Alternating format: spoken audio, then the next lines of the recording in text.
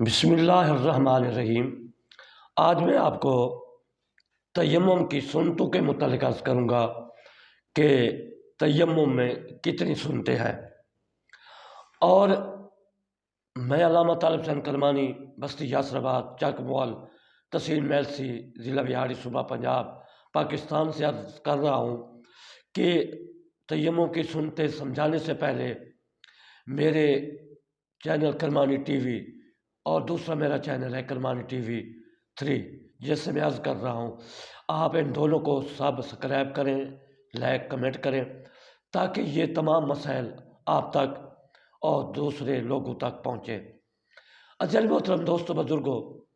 جو میرا Kirmani T V ہے، اس میں نے قرآن مجید فرقان حمید کی تفسیر کرمانی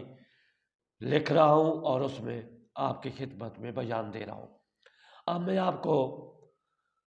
تیمم کی سنتوں کے بارے میں عرض کرتا ہوں کہ تیمم کی کتنی سنتیں ہیں۔